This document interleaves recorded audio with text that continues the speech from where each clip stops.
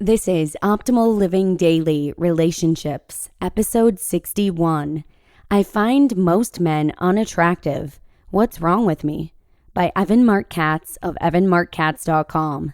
And I'm Joss Marie, your host and personal narrator right here on the Relationships edition of Optimal Living Daily. This is the show where I read to you every single weekday from some of the best relationship blogs on the planet. I cover everything from finding your inner happiness in order to attract more love, all the way to equipping your kids with the proper skill sets to deal with bullying. Given it's Monday, I'm going to keep this intro nice and short for you today, so let's get right down to it and start optimizing your life. I find most men unattractive. What's wrong with me? By Evan Marc Katz of and&nbsp. Quote, I find the vast majority of men unattractive. Mostly it's that I don't have any physical attraction to them, but once in a while, about twice a year if I'm on a lot of dating sites, or once every few years if I'm not, I'll meet someone I actually think is good looking. A hint here is that I find most celebrities physically unattractive. Apparently my sex drive is picky, but I couldn't tell you why. Although I do have a high sex drive. However, I'm also aware, having been through a lot of therapy after numerous and significant mental health difficulties, eating disorders, and so on, that I tend to date cold or unavailable men and then not ask for more and maintain that emotional distance, essentially. I seem to have been in a habit of avoiding intimacy by going out with people I don't find attractive. Or, more often than I'd like to admit, men who I know are gay before I even ask them out. Otherwise, they're narcissistic, or give mixed messages, or aren't close in some way, etc. Knowing that I have that pattern, I made a promise to myself to pick up on coldness whenever I find someone attractive and to walk away. And that is something I do. I look specifically for empathy. And guess what? On those very rare occasions when the idea of kissing or sleeping with someone is not downright unappealing, they're cold and narcissistic, and so I walk away. Now, to be honest, I'm not too bothered about finding someone in the next couple of years. I'm still young at 28, and my career is my priority right now, so I'm not in too much of a hurry.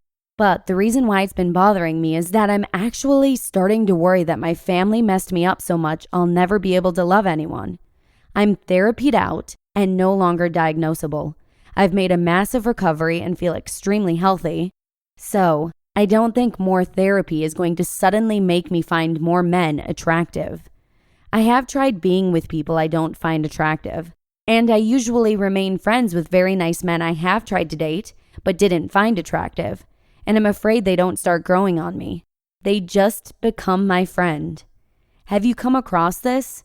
And do you think the reason I find so many men physically unappealing is because of something psychological? Some of my friends think it's due with the bar being raised.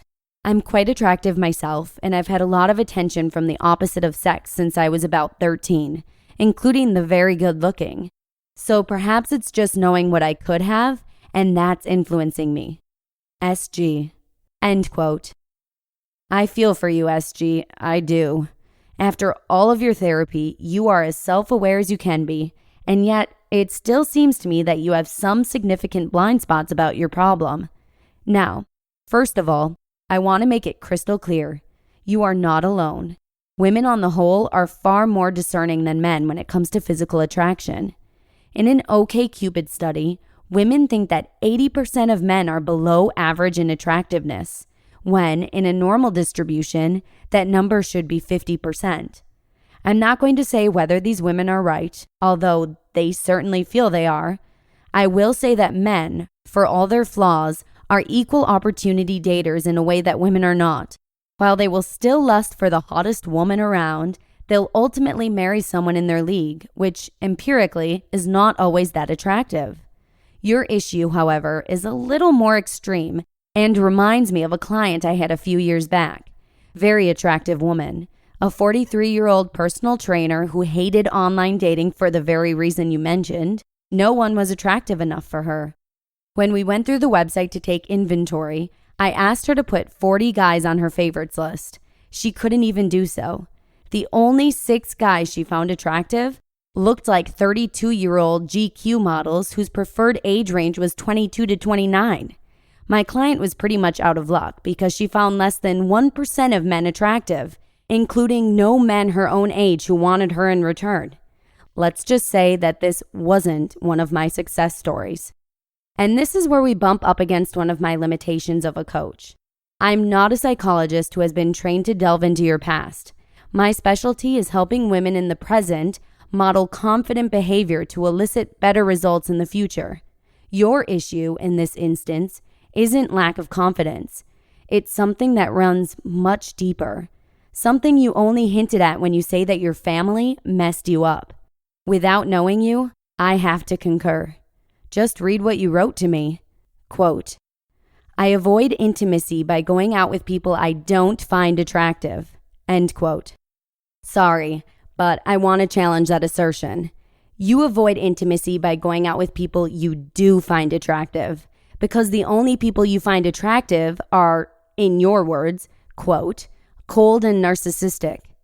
That begins in your childhood, SG, usually with an absent, distant, or abusive father. And so it's a self-fulfilling prophecy. The only men you're drawn to are the worst ones. The other 99% you eliminate because you're not attracted to them. You seem to be somewhat aware of this when you state that you walk away from emotionally distant men. And yet you claim they're the only people you sleep with, since the, quote, vast majority of men are unattractive to you. And here you are, writing to me, wondering if you will ever be able to love anyone. You have every right to worry. I can't fix you from here, but I can tell you that something is very wrong if you only find 2 people attractive, quote, every few years.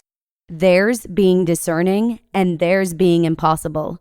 And you've unfortunately raised the bar so high that no man can jump it. You are attracted to the wrong men for reasons beyond your control.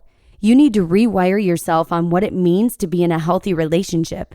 And if it means you have to dial down your attraction from a 10 to a 7 in order to find an emotionally healthy guy, that's a price well worth paying.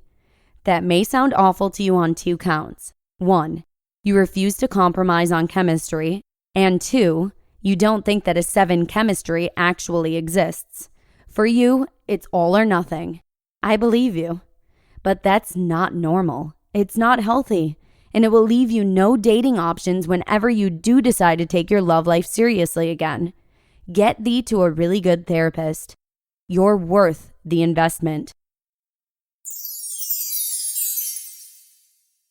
You just listened to the post titled, I Find Most Men Unattractive. What's Wrong With Me? By Evan Marc Katz of evanmarckatz.com. We feature Evan Marc Katz pretty often here on the Relationships edition of Optimal Living Daily, so keep your eye out for future episodes if you're interested in hearing more from him. And with that, I'm actually going to go ahead and give you guys a break from promotional stuff today. I'd just like to say thanks so much for listening. Hard to believe that we're 61 episodes down already.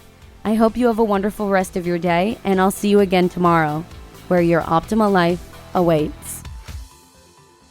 Hello, Life Optimizer. This is Justin Malik, creator and producer of this podcast, but also Optimal Living Daily, the show where I read to you from even more blogs covering finance, productivity, minimalism, personal development, and more from incredible bloggers like Derek Sivers, Zen Habits, Mark and Angel, The Minimalists, and all the ones you hear on this show too. So if you enjoyed today's episode and like taking amazing blogs on the go, come on over to Optimal Living Daily and subscribe to that one too. And together, we'll start optimizing your life.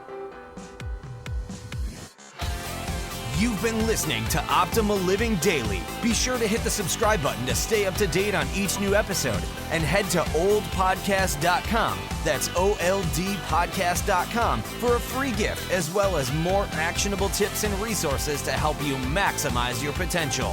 Thanks for joining us, and remember, your optimal life awaits.